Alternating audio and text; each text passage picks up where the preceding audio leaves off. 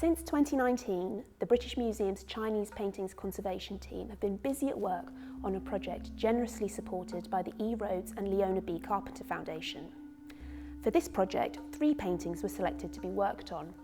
2 large-scale hanging scroll silk paintings, which were completely remounted using highly traditional Chinese scroll mounting techniques, and a hand scroll, historically mounted as a panel painting, which was conserved using a slightly more modern approach. This project allowed master scroll mounter and senior conservator Xian, or Qiu Laoshi as we call her, the opportunity to exercise her long-held traditional Chinese scroll mounting techniques, and in doing so, to continue the training of her 2 long-term assistants, Valentina Marabini and myself, Weiss. The entire project has taken over 3 years, not only due to interruptions caused by the global pandemic, but because each of these paintings required a huge amount of in-depth work to prepare them for display. 2 of the paintings that have been selected for conservation are hanging scrolls painted on silk. The first one, Inviting Pang De Gong to Serve, was acquired by the British Museum in 1936 from the collector George Eumepopoulos. At first glance, it looks like a large ink landscape painting, but actually, when you look closely, there are a lot of colors and also details of figures that tell a historical story that dates from around the 2nd century AD. Looking in the lower part of the painting, you see these groups of figures, and one of the groups show an official meeting with the recluse Pang De Gong. The official is trying to persuade Pang De Gong to leave the mountains and serve in government. In a short distance away, we see another group, and these are attendants with their horses waiting for the outcome of this meeting. So this subject matter of inviting Pang De Gong to serve expresses good government that values talent and is willing to go the extra mile to seek them out. There are no inscriptions or seals on the painting, but it is very similar to a painting of this subject matter in the Palace Museum, Beijing, that is painted by the Ming Dynasty court painter Li Duan, who was active in the 15th century. So this painting in the British Museum is most likely painted shortly after that work. The second painting is an elegant painting depicting chrysanthemums and rocks. It is by the painter Yun Shaoping of the 17th century, who is famous for his flower paintings. In this work, we can see Yun Shaoping's characteristic use of delicate colors and also his avoidance of black ink outlines on the flower petals and also the leaves of the plants. This is a characteristic feature of his work. On the left side of the painting, we see an inscription and also the signature by Yun Shaoping. The inscription is a poem which celebrates the many qualities of chrysanthemums, including its association with autumn, and also the story that a person can become an immortal if they drink chrysanthemum tea. And this wish for longevity is echoed in the rocks in the painting. This work is the mature style of a representative painter of flower and plants in Chinese painting history. The painting was acquired in 1910 by the British Museum from Olga Julia Wegner. The 2 large hanging scrolls were both completely remounted, since in both instances, dirt, staining, creases and distortions prevented the painting details from being fully appreciated. The traditional scroll-mounted techniques used were largely the same for each painting. So let's take a more in-depth look at the processes used for just the one, the 15th century landscape painted after Niduan. After disassembling the painting from its mount, careful washing released much of the acidity and the dirt that had obscured so much of its details. Every painting, before I must check in pigment. If pigment is no problem, I will use hot water washing painting. If looking is water not very dirty, I may be washing 3 times or less. Facing the painting with traditional tongue oil paper kept its delicate silk weave in place whilst the painting was turned over, revealing the old degraded backing papers which could then be removed. We also uncovered an overall first lining of silk, which will have been a major cause of the scroll's previous undulations. So this was also removed and later repurposed for silk repairs in a different project, giving another painting a new life. The revealed painting silk was incredibly weak, and there were many missing areas. So each hole was carefully infilled using aged silk fragments with a matching weave. Once the extensive repairs were completed, the painting was given a new lining. So in silk painting, I dye color paper most a little dark because it's silk got waves.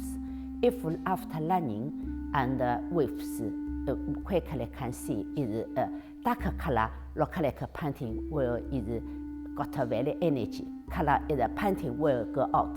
Once on a drawing board, Qiu Laoshi could complete the highly skilled task of toning all the repair silk areas using traditional natural pigments, allowing the losses to melt into the background and not distract the viewer from the original painting.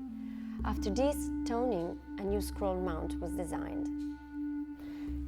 Every painting is finished conservation after I need a designer mount silk is for painting. I must checking is what color is good for painting and what size is good for painting. Designer painting is very important, and so look like is people wear clothes, and adults can't is wear is children clothes. Must look like comfortable for painting. Once assembled with its mount, numerous shrunk paper reinforcement strips were painstakingly applied to the verso of the line painting, preventing the hundreds of former cracks and creases from opening up again. Final backing papers were applied before the scroll was adhered to the drawing board and left for several months to become perfectly flat, whilst gaining strength and stability. Once removed, the back of the painting was burnished, compacting the many lined layers and creating a highly smooth, polished surface. Finally, wooden, metal and textile scroll fittings, including bottom rollers and top stave, were attached, completing the hanging scroll.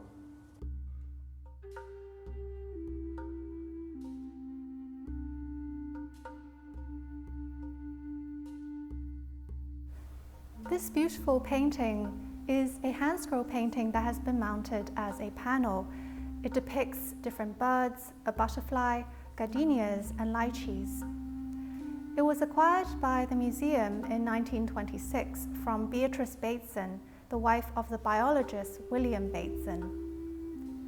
The painting shows a sense of refinement and a sense of naturalism that follows in the tradition of imperial court painting of flower and birds of the 10th to 13th century.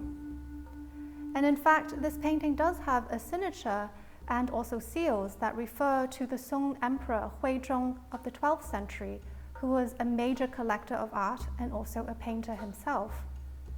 However, these markings have been thought to be unreliable, and this painting have been dated to the Ming Dynasty, that is 1368 to 1644, based on a Song style. More recently, there have been writers who have queried the dating of this work based on high-resolution photographs that are available on collections online. So this is a painting that requires more research, and the conservation of this painting is a first step towards that.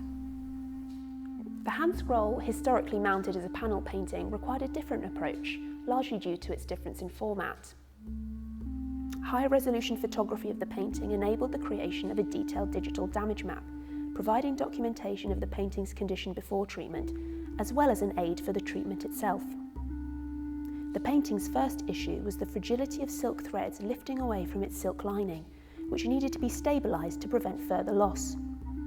It was proposed to use a consolidation method that we had used successfully before on the celebrated hand scroll Admonitions of the Instructress to the Court Ladies, or Nu Si Zhen Tu, since this painting was mounted on a similar historic panel structure and showed the same issues with lifting silk. Weeks were spent testing consolidants to find the most appropriate material and concentration for this particular painting, and a mixture of methyl cellulose and diluted gluten-free wheat starch paste was opted for. This consolidant was carefully inserted below the lifting threads under the magnification of a Leica surgical microscope with very fine brushes before being gently pressed. The second issue was the appearance of a historic in-painting, which was not in keeping with the colour palette or artistic sensitivity of the painting. It may have discoloured over time, as it really stood out from the original silk substrate and was incredibly distracting. It was decided to reduce its appearance as much as possible, and where feasible, to remove it completely from missing areas or old silk repairs. Where it had been painted over the original silk, its appearance could only be slightly reduced, as removal risked damaging the fragile threads beneath. The pigment proved very stubborn to remove in places, but by using a combination of dampened cotton swabs and a 1% methylcellulose poultice agitated with fine brushes and removed with surgical tissues, it was slowly removed over many months. Qiu Laoshi could then begin the painstaking process of toning the missing areas in a visually sympathetic manner using traditional Chinese pigments. On the panel, this painting, the painting before very dirty and before is retouching is terrible. So after we are taken off and retouching, I use is retouching this pigment. First, need put some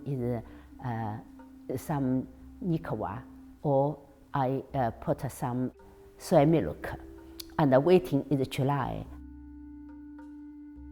After we are continue for new retouching, I use Chinese natural pigments.